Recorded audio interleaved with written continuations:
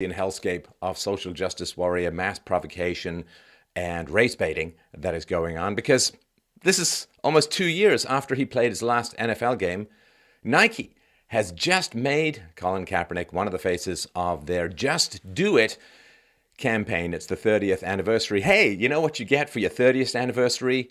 A 2+% drop in your stock value and close to $4 billion wiped out of your market cap. I think that comes right after paper and anti-diamonds.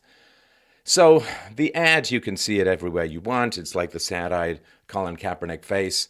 And on it, it says, believe in something, even if it means sacrificing everything. So first of all, I don't really think it's a great marketing idea to put forward a slogan of commitment and self-destruction that could be equally applied to a suicide bomber. But I guess you don't go to Nike for your philosophical insights unless, I guess, you're a complete idiot. And funny thing, just side by side, right? So if you've ever grown a beard, you know that it's kind of a ragged top, like it kind of peninsulas out up to your eyes. But Colin Kaepernick's beard is like space laser guided. It's got like he had to have a makeup artist working forever on that laser-like even beard, because, you know, when you're fighting great evil in the world, it's really, really important to make sure that your beard line is really, really straight. So Nike has a vice president of brand for North America, Gino Fisanotti, and issued a statement to ESPN saying, here's what we think about Kaepernick's involvement in our campaign. And I quote, "We believe Colin is one of the most inspirational athletes of this generation who has leveraged the power of sport to help move the world forward." Yeah. Moves the world forward, moves Nike's market cap down about $4 billion. Now, it's going to be a big branding problem for them.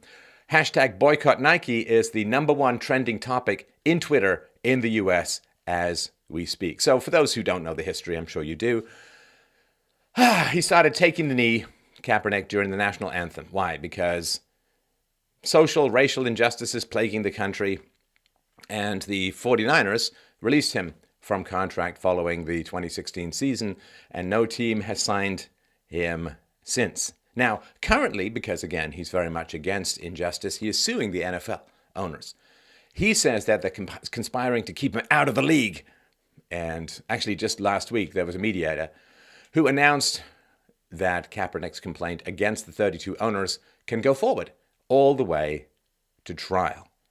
And Nike, of course, the NFL's official supplier of sideline apparel and uniforms and so on through 2028. And this was a deal that just came up in March. So you see, for Colin Kaepernick, a couple of things are really, really important. #1 is you have to be able to resolutely and sometimes viciously criticize the government and the society that you're in. Very, very important. Also, you have to be able to bring suit against people who don't want to hire you. I mean, I think it's a free market. People should be able to hire and fire whoever they want. But here's one of the marketing challenges of Colin Kaepernick. So a couple of years ago, he had a press conference. And at the press conference, he wore a T-shirt. And the T-shirt had a picture of Malcolm X. All right. Debatable.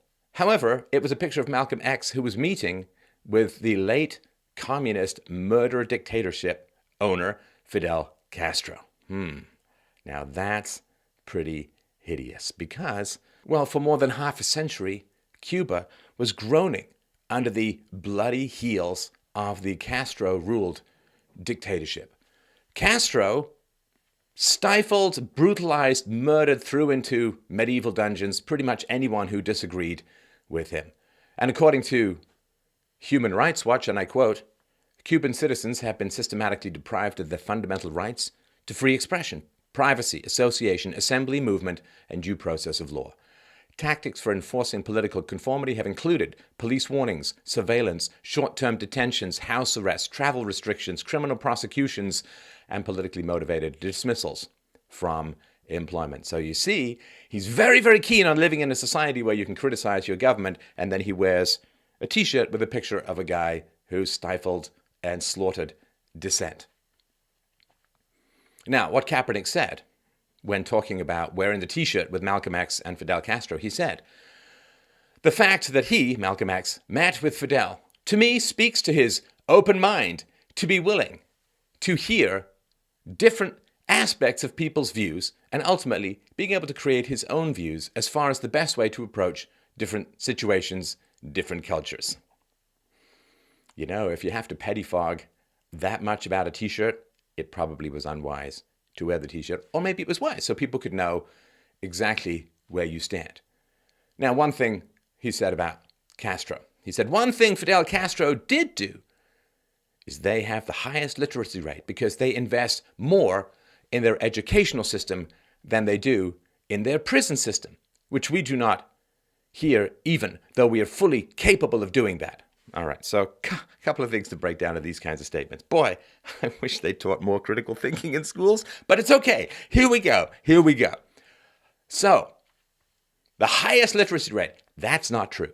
Even if it was supposedly true, well, this is the same island where regularly 100% of people who will risk shark-infested waters floating on a broomstick to get out, 100% of people continue to vote for the existing dictator. You might just want to bring a tiny, tiny bit of skepticism to the wonderful literacy rates coming out of a blood-soaked communist dictatorship, Colin. Come on! Think a little bit less time trimming the old beard lines, a little bit more time thinking about the people who've been brutalized or were brutalized for more than half a century under this murderous dictator. Invest more in their education system. What kind of education system do you think they have in a communist dictatorship, Colin? Do you think it's objective? Do you think it teaches critical thinking? No. Teaching critical thinking would be like teaching Russian roulette because critical thinking gets you killed in a dictatorship.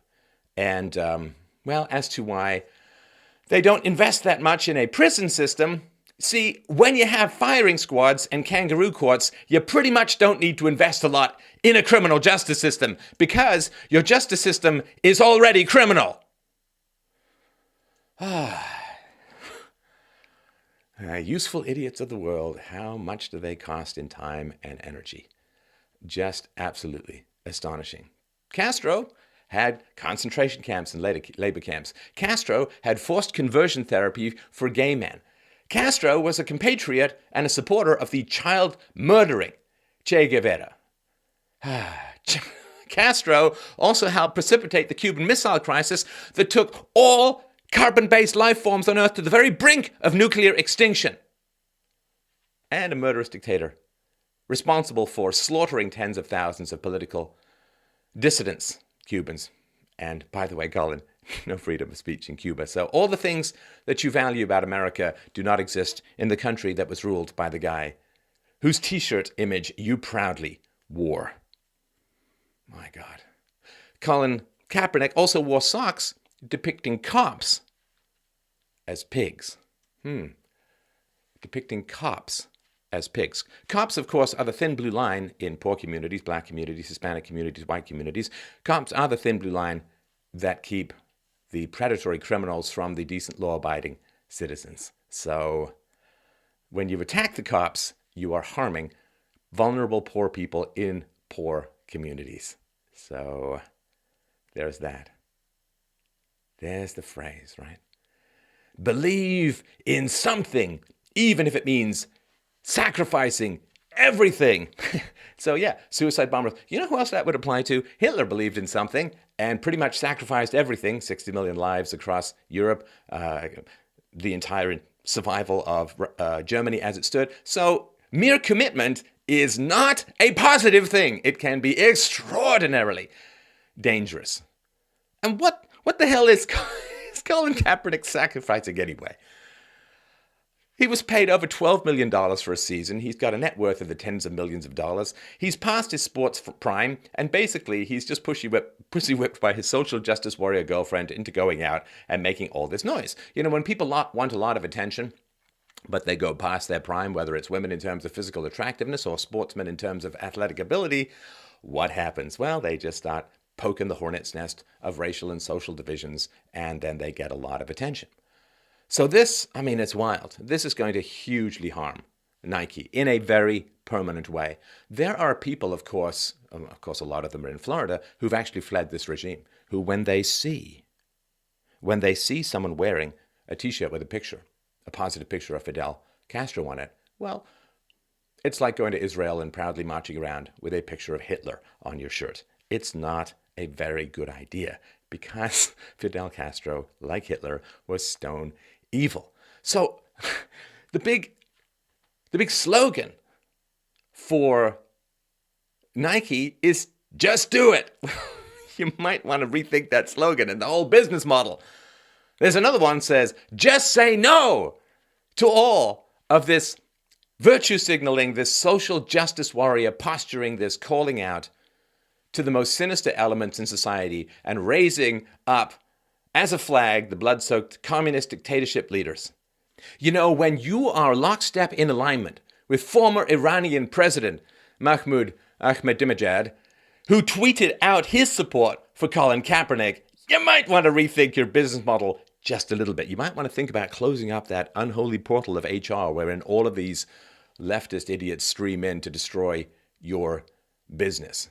Because the question is, why do we have this astonishing difference, this oppositional difference between National Socialism, which is on the left, and communism, which is on the left?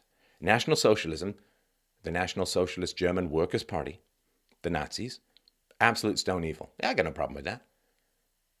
But there are very few Nazis left in the world anymore. You get a gathering and it's just like some people milling around waiting for a mall to open on a Wednesday morning. It's really not a big deal. Not a lot of Nazis, but apparently the Nazis are everywhere.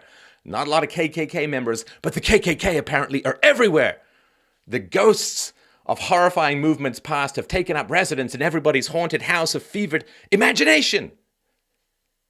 You know who there are a lot of, is communists. Communists are infesting Western society. There are tens of thousands of open communists in American universities outright propagandizing your children who are paying for the privilege of becoming unemployable losers who hate everything about freedom. Now, if there were tens of thousands of Nazis, genuine Nazis, open, avowed Nazis, wearing little buttons of Hitler and swastikas on the arm, if there were tens of thousands of Nazis, yeah, I'd say, you know what? We got a big problem with Nazism at the moment. But tens of thousands of communists, it's diversity. And communism has a far higher death count than Nazism. So we say, you understand, National Socialism, Nazism, caused 60 million deaths in World War II. That's terrible. Over the 20th century alone, death count still going on. Still going on. Look at North Korea. Started out as a communist country. Communism in the 20th century alone, 100 million deaths, right? So you got 60 million. Nazism completely discredited among all sane individuals, and there are just a couple of people out there LARPing as Nazis these days with no political power or effect, no propagandistic power, no embedding in the institutions that are supposed to serve the freedoms of the West. Communism is everywhere, and communism has a much higher death count than Nazism. Slaughtered more people, destroyed more cultures, more countries. I mean, in the famine in China, people were eating tree bark. They were eating, you know, that little skin that comes off garlic. They were trying to eat that. They were ripping open their pillows and attempting to eat bird feathers. In the Holodomor, the political starvation of resistance elements in Ukraine under the communist regime, people had to turn to cannibalism to survive, you know. Venezuela down the road. Venezuela, now! Communism is worse than Nazism for two reasons. Higher death count, wider spread across the world, and tens of thousands of communists, probably hundreds of thousands throughout the West, embedded in higher education, just to name one particular area. More dangerous. And so wearing a picture of Fidel Castro, currently worse than Hitler in terms of society's awareness of the danger and the death count as a whole. So, of course, his criticisms, it's the 1-2 punch, the genocide of the Native Americans and slavery. That is the big problem. Well, I've done presentations on slavery and on the Native genocide. You can check them out on my channel. I won't go into the arguments here. But, slavery 150 years ago, Native genocides, even if we accept that they did take place hundreds of years ago. It was Labor Day weekend in Chicago. 6 dead. Do you know that in Chicago, more than 1,000 people have been shot just since Memorial Day? See, that's quite a lot. And why is he talking about potential crimes centuries old when there's actual slaughters going on in the here and now? Care about slavery? There are currently open-air slave markets in Libya because of Hillary Clinton and Barack Obama destroying Muammar Gaddafi, opening up the gateways of migrants to pour into Europe and destroying the country as a whole. Barack Obama, Hillary Clinton. Well, 95% of blacks voted for Barack Obama, and the vast majority of blacks supported Hillary Clinton. Both of them have created conditions that have reintroduced slavery into Libya, where you can buy a human being for $400. Slavery is still being practiced in many countries around the world. Why do you need to go back through this tunnel of time to find a slavery that has been repudiated and rejected and outlawed when you have over 40 million people around the world who are victims of slavery as of 2016? A quarter of those are children. You have more than 10 million slaves in the world right now. Again, not even counting North Korea. Do you care about slavery? I think you don't. I think you care about sowing division. I think you care about getting money. I think you care about fame. I think you care about attention. Do you actually care about slavery? Because it's going on right now. And what are you doing about it? I don't think you care about slavery. I think what you're doing is you're using the bodies of ancient wrongs as human shields for a modern-day socialist political agenda. It's a horrifying use of human beings, of human suffering, of human tragedies, of human evils. Don't use it to shore up your political agenda. I mean, is that what the slaves suffered for? Is that what all the people suffered for, to end slavery? So you could use their suffering to shill for government control of healthcare. That's what he wants. He admires universal healthcare in communist Cuba. And here's the funny thing. There's this contradiction in leftist thinking regarding exploitation and minorities. Let's just talk about blacks.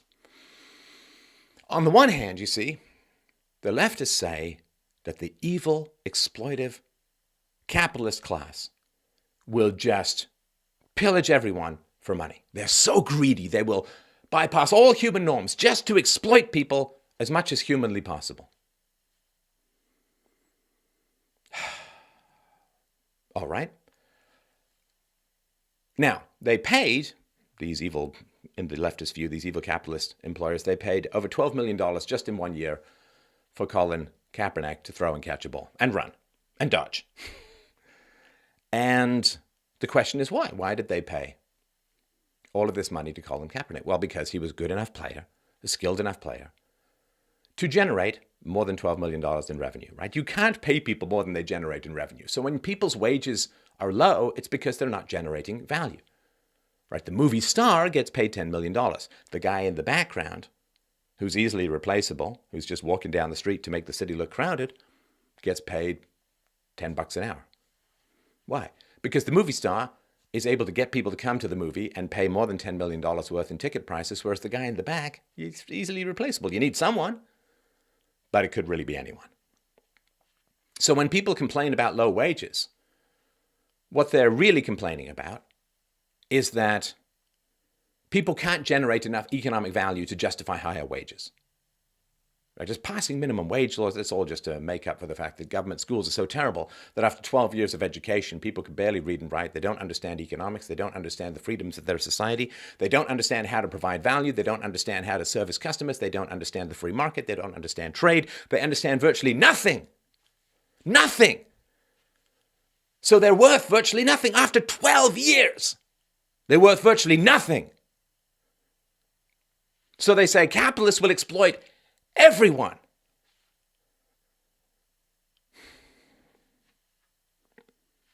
But they can't find ways for the poorer in society to pay them more. They can't find any way to exploit people who've gone through these terrible education systems. Where's the greed? Because here are the facts, here's the reality. There absolutely is, and are, and will be, horrifying criminal injustices in the American legal system, and in all Western systems, and in all Eastern systems, and every other damn system in the world, subject to corruption, subject to abuses of power. As the black community often feels about cops, well, if you're into Trump and you watch what Mueller is doing, what Mueller is doing to Papadopoulos, to General Flynn, to Manafort, if you look at all of this persecution, well, you can see, right, that there is a huge rot and corruption in the American justice system.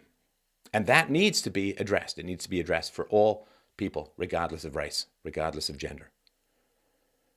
But that having been said, there is a problem in the black community that no amount of kneeling and sock wearing and proselytizing and t-shirt wearing is going to just make go away.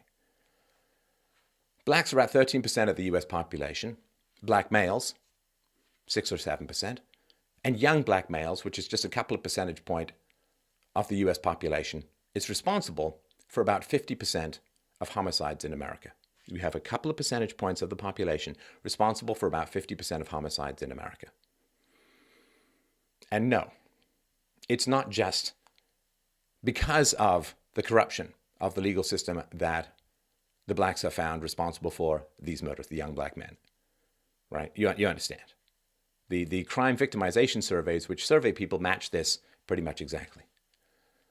So you can wear all of the silly socks that you want.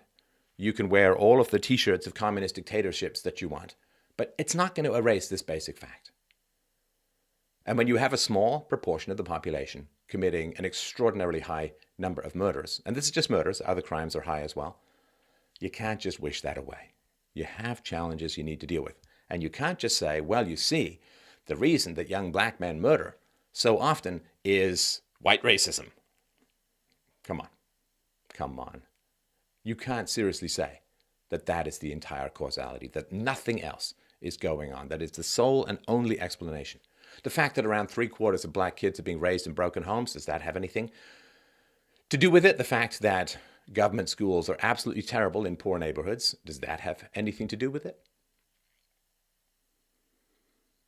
Nothing is going to shift those basic facts, and there are explanations for some of those facts. It's a complex question. There are explanations. I've talked about them on this show many, many times before.